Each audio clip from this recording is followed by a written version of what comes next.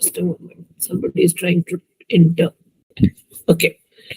Yeah. So as I was explaining that you need to present how many patients have been exposed individually to a medicinal product, to a placebo, to a comparator, since the trial was approved anywhere in the world for the first time. So what we call as the developmental international birth date. Now, detailed subject exposure has to be presented, and they've again said if available, because again when it comes to the generic companies which market the drug, it may not be possible for them to give cumulative exposure from trials. They would not have conducted much studies. So then that is the reason why they have highlighted and said if available, like we should segregate it into age and gender and the race for the entire development program.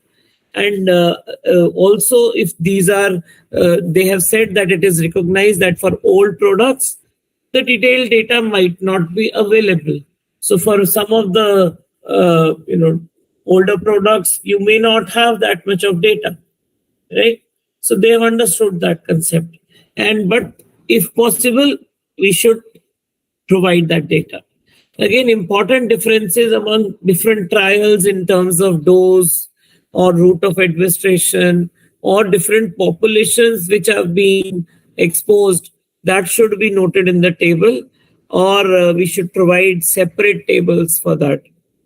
So again, if clinical trials are being conducted in special populations like pregnant women or renal, hepatic or cardiac patients, or even those with genetic polymorphism, so that should be presented segregated, and we should provide as appropriate. Again, substantial differences are there in time of exposure between the subjects who are randomized to either the trial product or the investigational product, or maybe some comparator which has been used. So wherever that difference is there, or if there is a difference in the exposure between the clinical trials for either the investigational product or the comparator product, right? So then it should be again presented in terms of the patient treatment time. That means in trials, we call it subject time. So you have to say how many number of days the subject were exposed, or months or years that they have been in the trial or they've been exposed, right? So this is again for looking at the long-term effects of a trial. Okay. Now, investigational drugs, again, whatever healthy volunteers have been exposed, that has to be presented.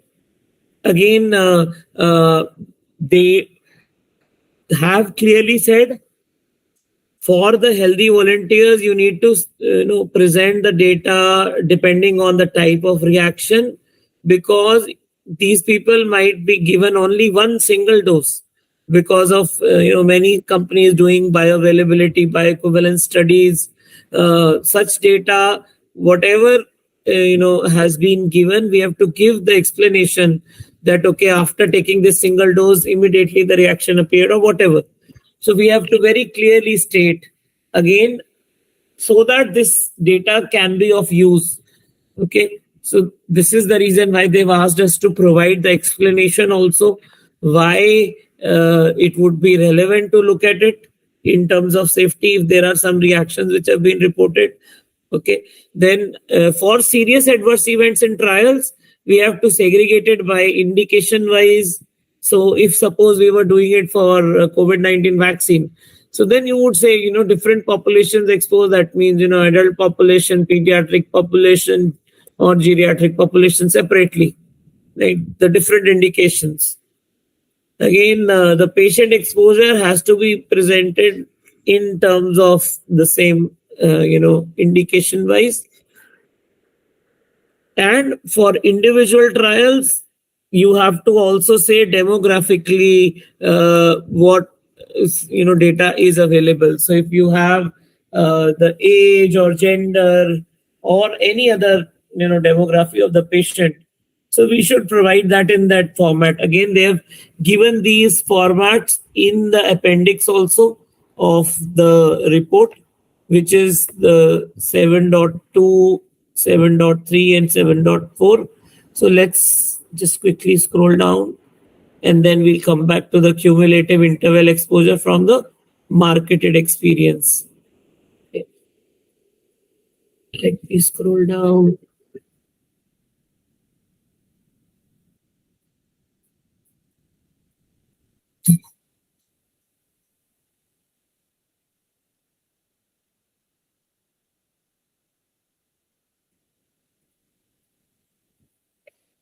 So this is again the requirement. If you'll see from here, examples of tabulation for estimated exposure and the adverse event or reaction data.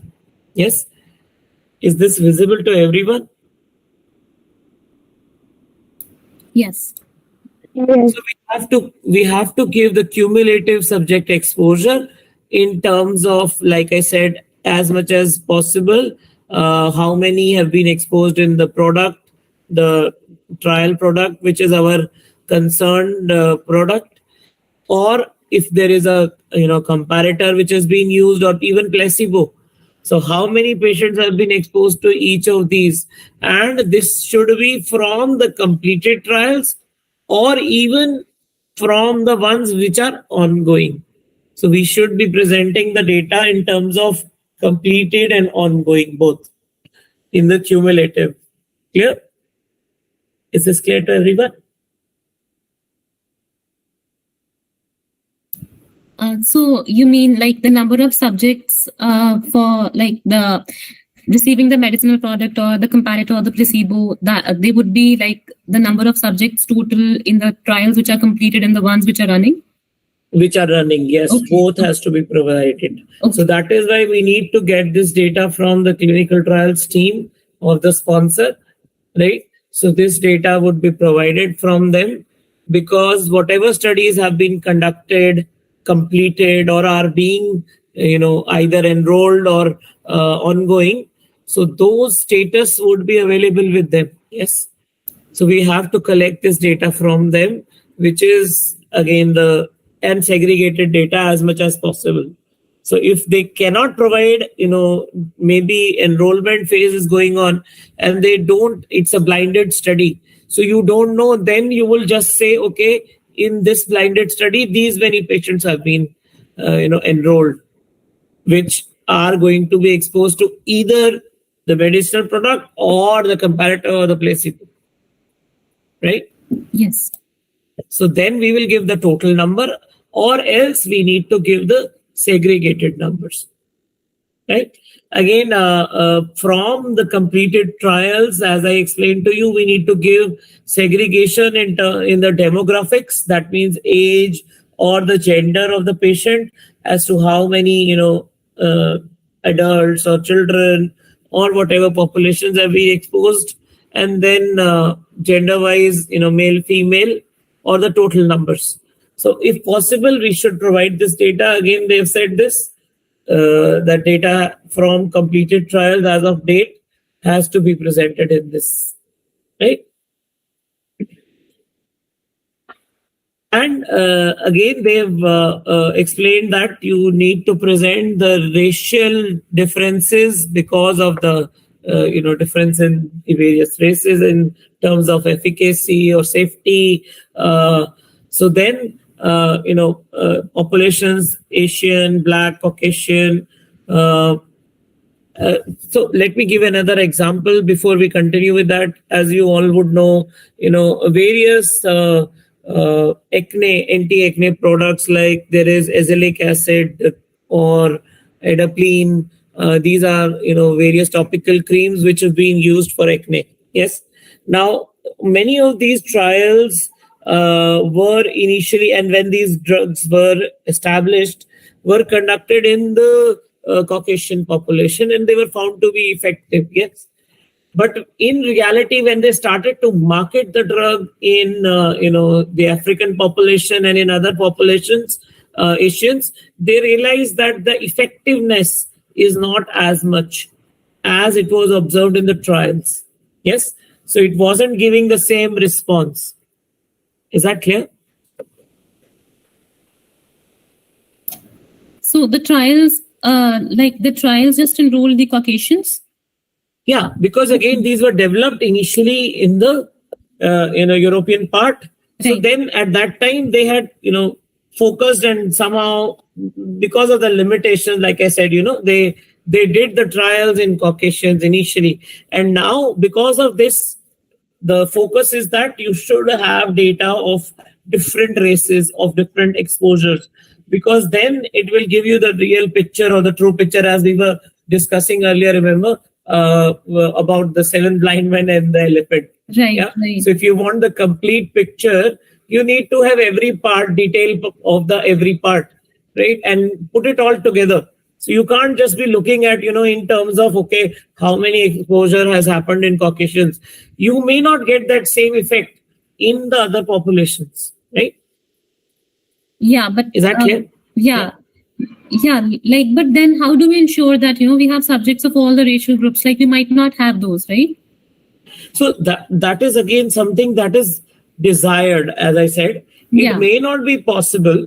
Right, It may right. not be possible, right? But it is a desired thing and that is why you would find in, when you go for new product approvals with companies or with countries, they would want you to do trials in their own populations. Yes. Mm-hmm. Yeah. So I'm sure everyone has heard of when Pfizer wanted to launch their vaccine in India. Yes.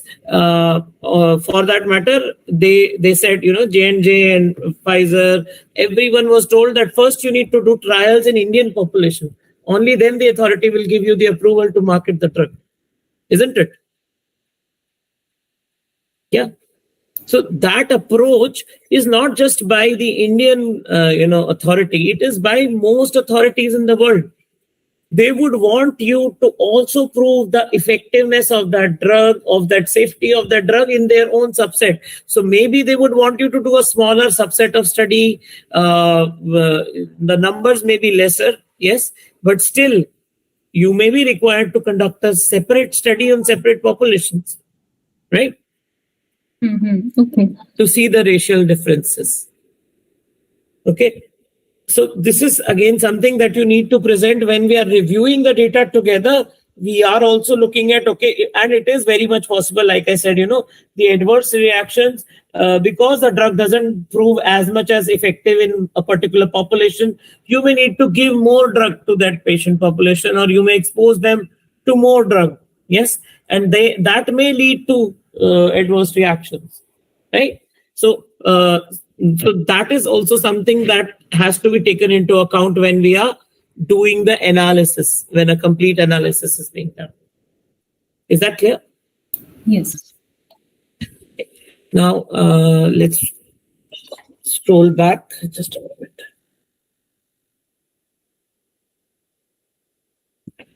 Okay.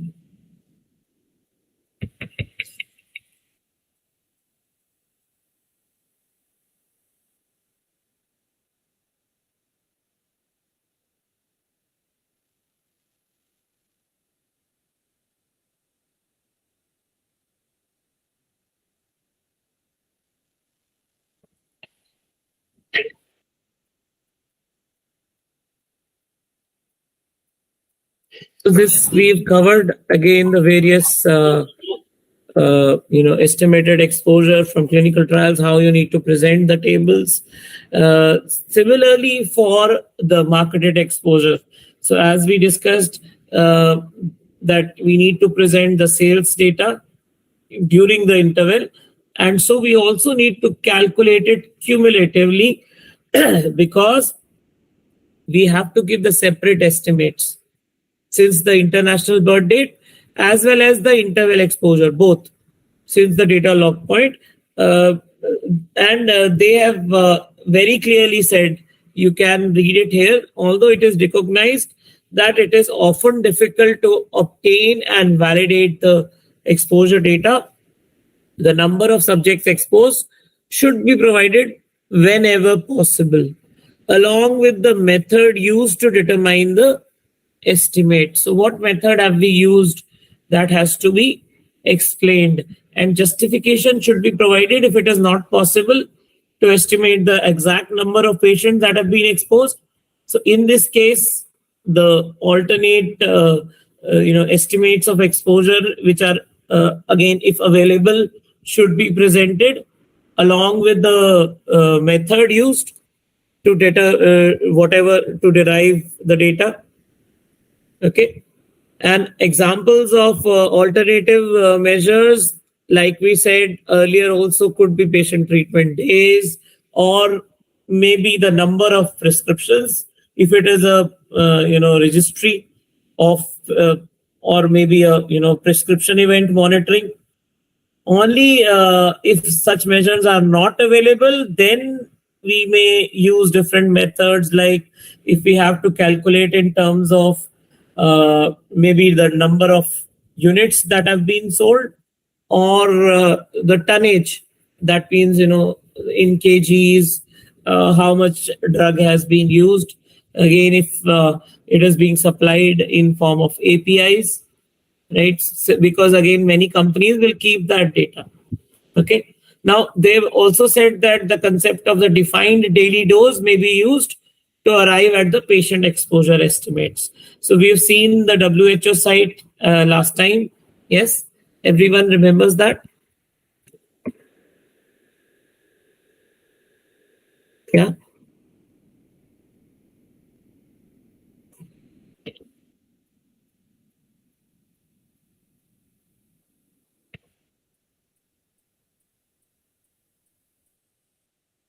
Is this visible to you?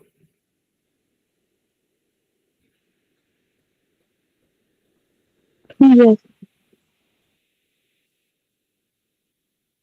Not yet? It's visible, yes.